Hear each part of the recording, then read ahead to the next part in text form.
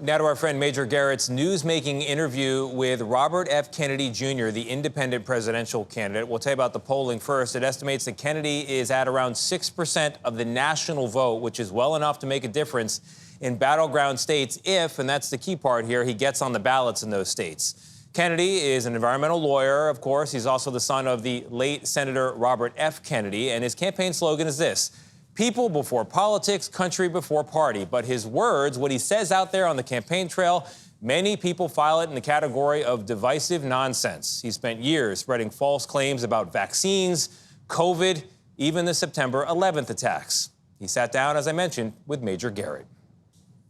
Why do you want to be president?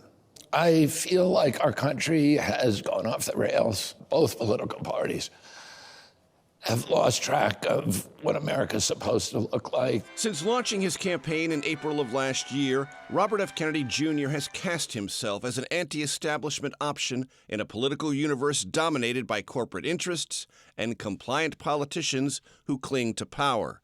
This includes, he told us, President Biden. I've known Joe Biden for 40 years, and I commend him and respect him for the 50 years that he gave in service to our country. But I think he tarred that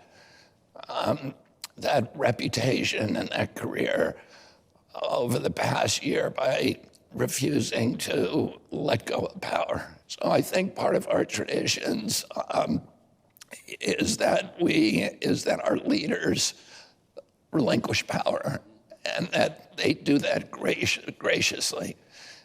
And no, I don't think that President Trump did that graciously, and I don't think President Biden did either. As for Trump, Kennedy's relationship with the former president grabbed headlines when they met at the GOP convention in Milwaukee. The Washington Post reported he spoke with Trump about leaving the race and endorsing the Republican ticket. And this video of RFK Jr. on the phone with Trump shortly after the attempt on his life heightened the drama. I would love you to do so, and I think it'll be so good for you and so big for you, and we're going to win. Were you in those meetings prepared to end your campaign, endorse former President Trump, and accept a role in his administration? No. President Trump called me a few hours after the assassination. Was that ever any part of the discussion, those things I just described? I won't talk about exactly what we discussed because it would be a violation of trust.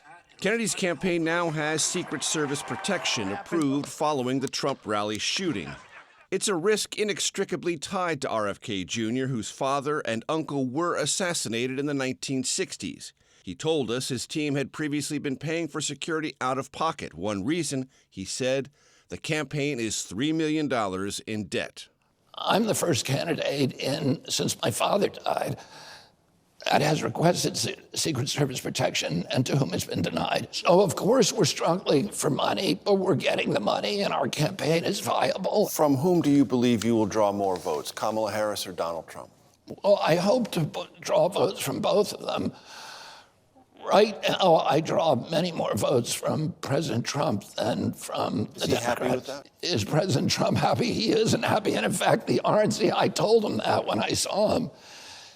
And he was like, yeah, we got to do something about that. Critics have accused Kennedy of peddling conspiracy theories with comments like these. I see somebody on a hiking trail carrying a little baby, and I say to him, better not get him vaccinated.